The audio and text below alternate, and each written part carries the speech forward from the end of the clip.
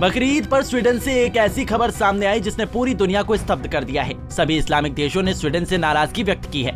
दरअसल जिस कुरान को मुस्लिम धर्मों का प्रमुख ग्रंथ माना जाता है, उसी कुरान की प्रतियों को स्वीडन में बकरी ईद के पावन मौके पर वो भी मस्जिद के सामने जलाने की अनुमति दी गई और एक शख्स ने बकायदा कुरान की प्रतियों को जलाया भी। जैसे ही इसका वीडियो सोशल मीडिया पर वायरल हुआ, वैसे ही सभी इस्लामिक देशों ने एकजुट होकर स्वीडन कोर्ट के इस फैसले पर सख्त आपत्ति जताई।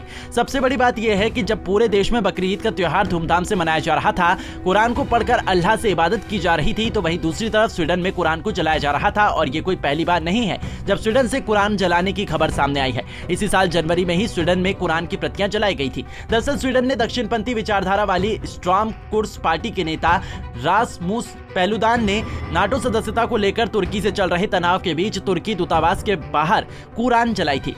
तो स्वीडन के इस हरकत पर सभी इस्लामिक देशों ने स्वीडन से लगातार हो रही इस तरह की घटनाओं पर रोक लगाने को कहा। इतना ही नहीं, इस्लामिक देश मोरक्को ने तो घटना पर विरोध जताते हुए अपने राजदूत को अनिश्चित काल के लिए स्वीडन से वापस बुला लिया। गौरतलब है कि तुर्की और स्वीडन के बीच कुछ सालों से तनातनी चल रही है, जिसका एक बड़ा कारण स्वीडन में बार बार कुरान जलाना रहा है। दरअसल स्वीडन में एक शख्स को मस्जिद के बाहर इस्लाम धर्म के पवित्र ग्रंथ कुरान को जलाने की इजाजत दी गई। पुलिस द्वारा कुरान को जलाने की अनुमति नहीं दिए जाने के बाद युवक ने अदालत का रुख अपनाया है, जिसे स्वीडन की कोर्ट ने अभिव्यक्ति की आजादी करार देते हुए शख्स को मस्जिद के बाहर कुरान की एक प्रति जलाने की इजाजत दे दी। लिहाजा जैसे ही ये मामला मीडिया में सामने आया, उसने तूल पकड़ लिया और बड़ी संख्या में इस्लामिक देशों की तरफ से इसका विरोध किया जाने लगा। तुर्की से लेकर पाकिस्तान और सऊदी अरब जैसे देशों ने इस तरह के कदम के लिए स्वीडन की खुले स्वर में जमकर आलोचना की। बता दें कि तुर्की एक मुस्लिम बहुसंख्यक देश है। गौरतलब है कि जो शख्स स्वीडन में देश के प्रमुख मस्जिद के बाहर कुरान जलाकर विरोध प्रदर्शन किया, उसका नाम है सलवान मोमिका। सलवान मोमिका का कहना है कि कुरान की वजह से ही पूरी दुनिया में इस्लाम धर्म की नकारात्मक छवि बनी है और इसलिए वो कुरान पर पूरी दुनिया में प्रतिबंध लगाने की मांग करता है। सोचिए कितनी बड़ी बात है कि स्वीडन में अदालत के आदेश पर और पुलिस की मंजूरी से बकरी ईद पर मुस्लिमों का सबसे पवित्र ग्रंथ कुरान जलाई गई। ऐसी मान्यता है कि कुरान में अल्लाह के संदेशों का संकलन है। कुरान एक ऐसी पुस्तक है, ऐसा ग्रंथ है जिसका सम्मान होना चाहिए और इसे जलाने की कोई व्यक्ति मांग करता है, तो वो भी बकरी ईद के दिन मस्जिद के सामने, तो कम से कम व्यक्ति को उसकी इजाजत तो नहीं मिलनी चाहिए, उल्टा उसके ऊपर कठोरतम कार्रवाई होनी चाहिए। लेकिन जब स्वीडन ने इसकी इजाजत दे दी है, तो इससे हम असहमति जताते हैं।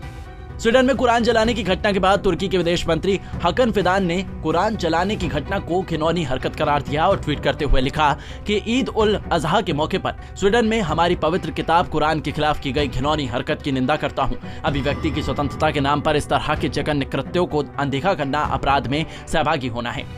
आइए जानते हैं कि स्वीडन में कुरान जलाने पर कौन कौन से मुस्लिम देशों ने क्या क्या प्रतिक्रिया दी।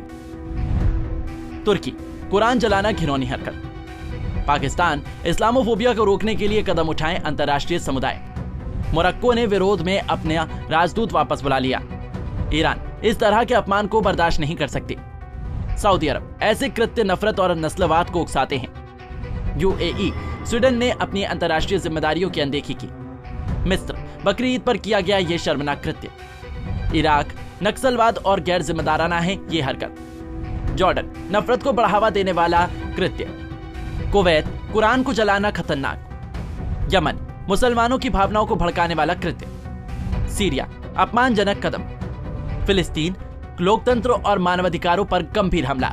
इस्लामिक देशों के संगठन यानी ओआईसी ने कहा कि यह घृणित कृत्य पवित्र कुरान और अन्य इस्लामी मूल्यों प्रतीकों की पवित्रता का उल्लंघन करने का प्रयास है।